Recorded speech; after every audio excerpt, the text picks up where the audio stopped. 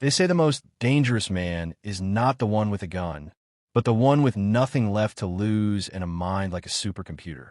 Meet John Abbott. He wasn't a soldier or a hitman. He was a coder.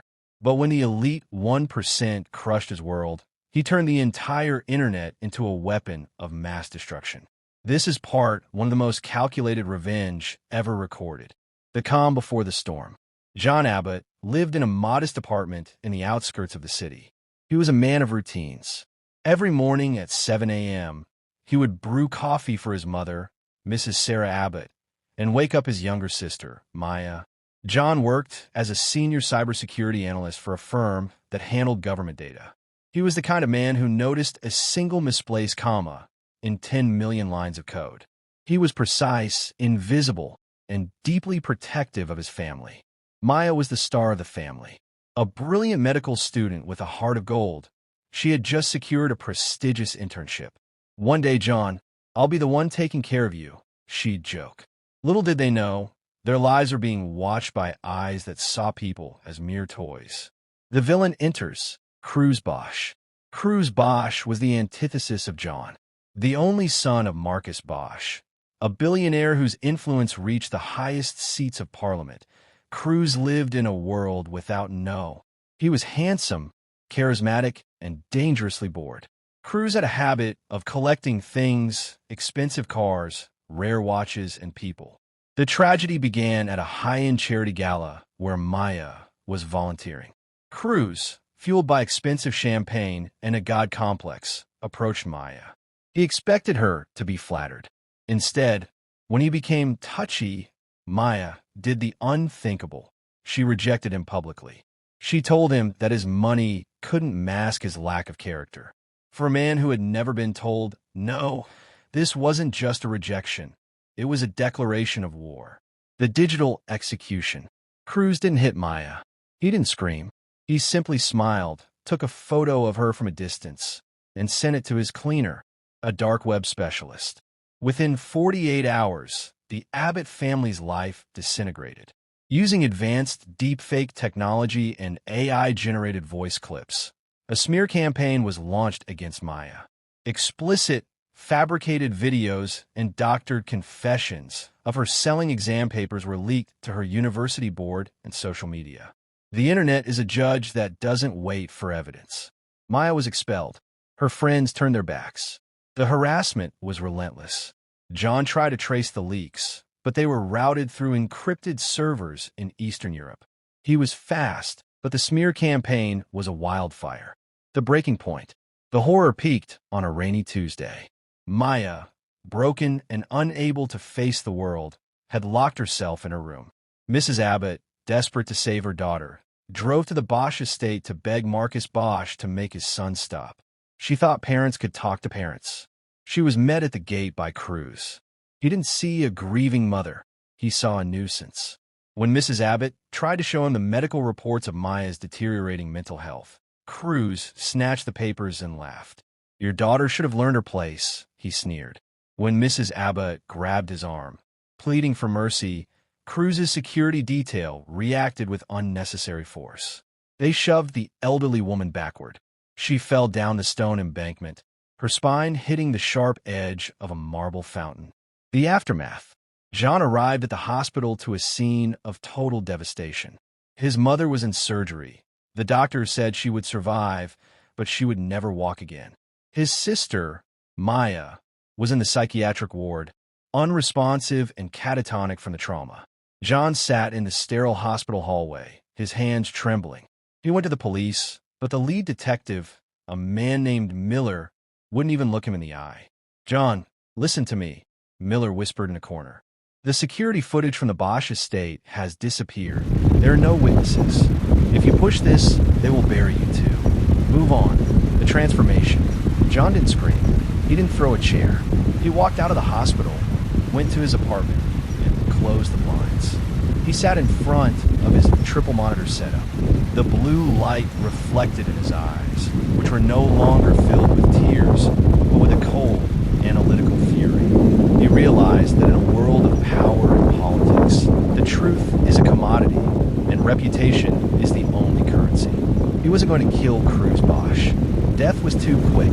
He was going to delete him. John opened a hidden partition on his hard drive, labeled Project Nemesis. His fingers hovered over the keyboard. "You think you're untouchable because you own the world," John whispered to the empty room. "But I own the data, and the data never lies." Part 1 cliffhanger. The screen flickered as John bypassed the first layer of the Bosch Group's mainframe. On the screen, a list of every private bank account, every deleted email, and every dark secret Cruz Bosch ever had began to scroll. The hunt had begun. YouTube outro. The stage is set. John Abbott has entered the digital battlefield. But how does a man with a keyboard take down a billionaire with an army? Find out in Part 2, The Social Suicide, where John begins to peel away Cruz's life, layer by painful layer. A billionaire's greatest fear isn't death, it's being ordinary. It's losing the wall of gold that protects them from the consequences of their actions. John Abbott knew this.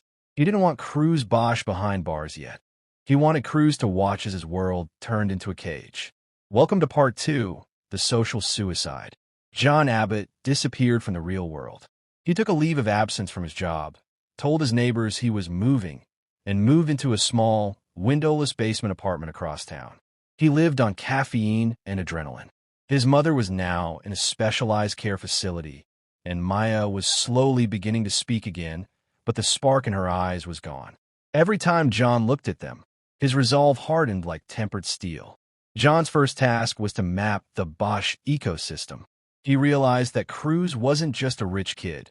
He was the face of the Bosch Foundation, a multi-billion-dollar charity used for tax evasion and money laundering.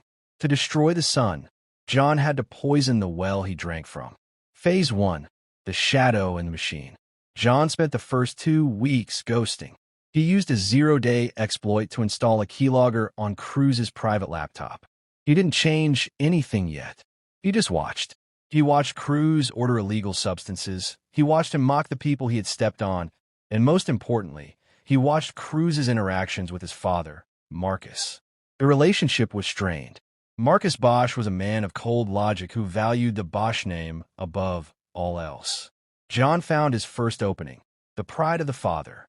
John began by sending phantom emails. He didn't send them to the police. He sent them to Marcus Bosch's rivals, disguised as leaks from Cruz's personal account. These leaks contained minor but embarrassing details about the Bosch Foundation's internal audits. Marcus started breathing down Cruz's neck, accusing him of being careless. The tension in the Bosch mansion was rising, and John was the one pulling the strings. Phase 2, The Public Unmasking. It was the night of the Golden Gala, the biggest social event of the year for the city's elite. Cruz Bosch was the guest of honor, set to give a speech about youth empowerment, the ultimate irony.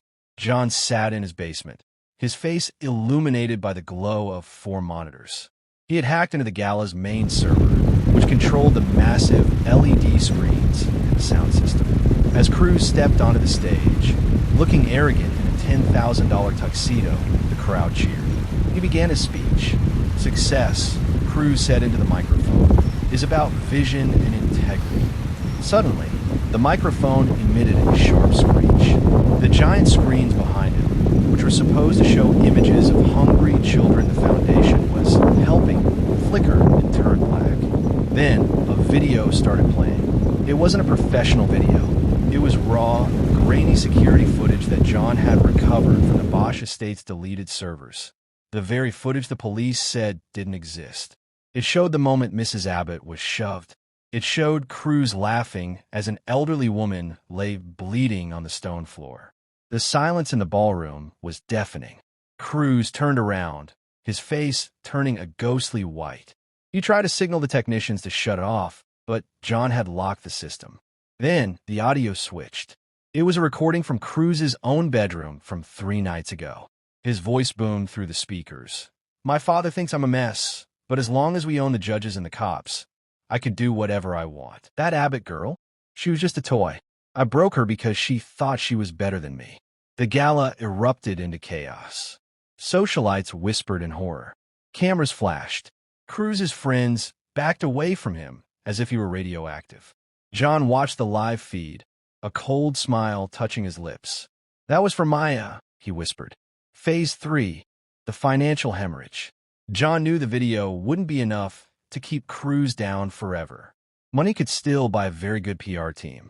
So, John initiated the Black Friday protocol. While the world was distracted by the scandal, John used the administrative access he had gained through Cruz's laptop to enter the Bosch Group's treasury. He didn't steal the money for himself. That would make him a criminal. Instead, he initiated a series of complex, automated transfers.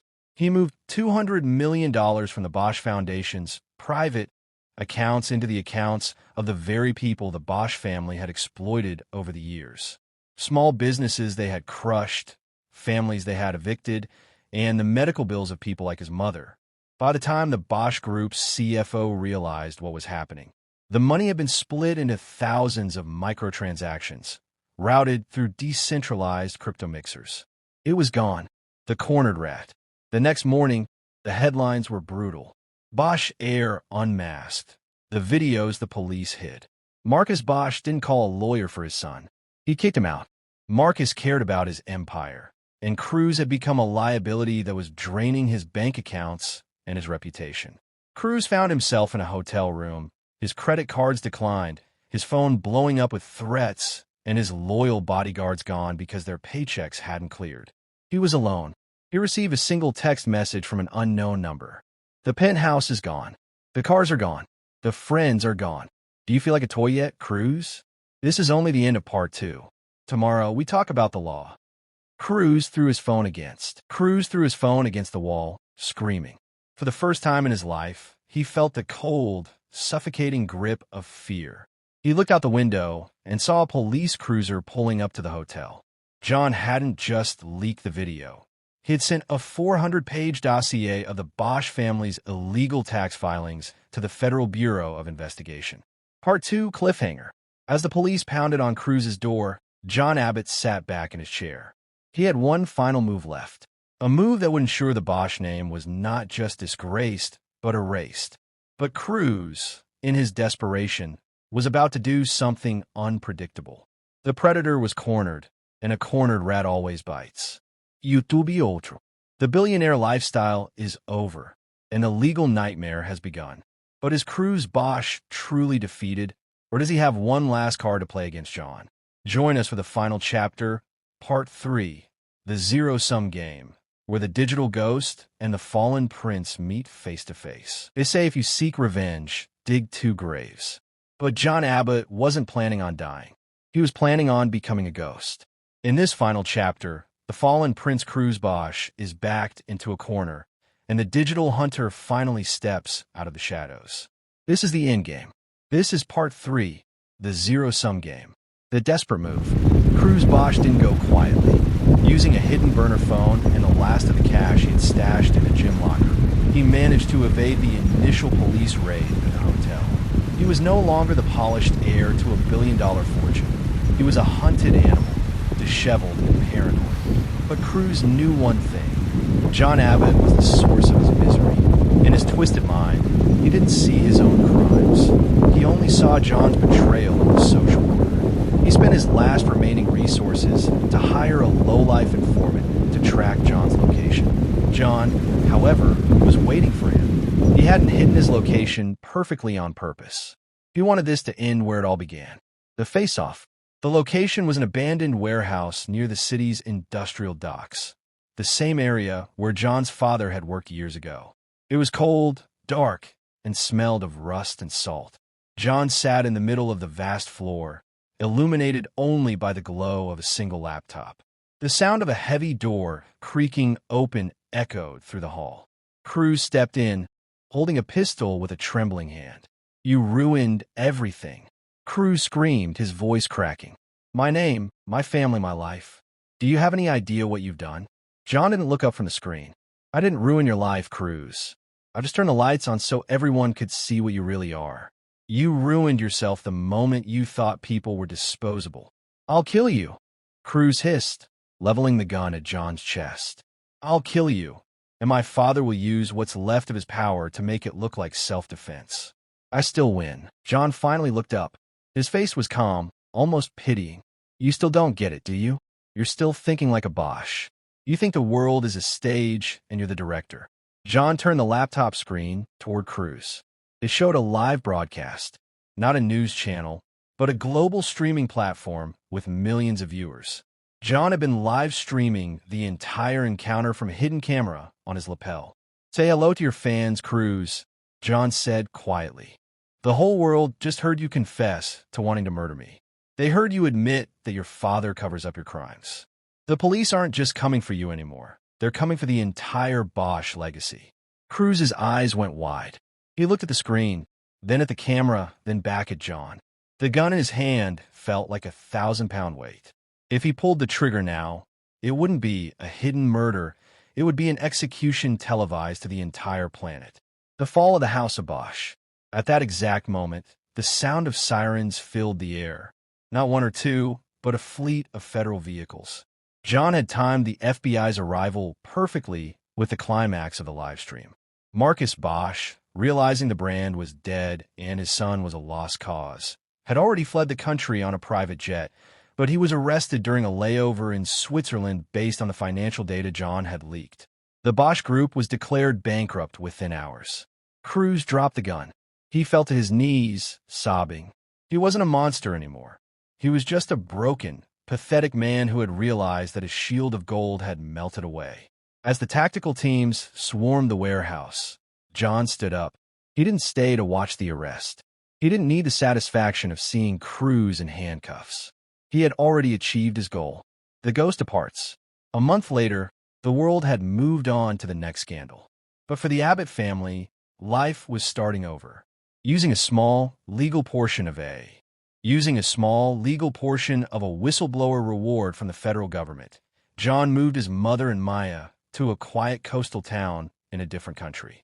Mrs. Abbott began a new, advanced physical therapy program, and for the first time in a year, she felt sensation in her legs.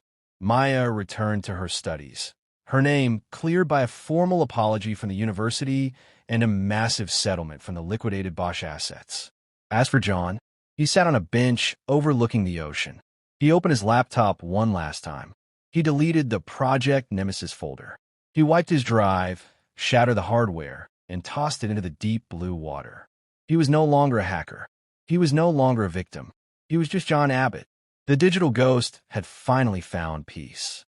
This concludes the journey of the Silicon Shadow, a reminder that in the digital age, your actions leave a trail that no amount of money can erase.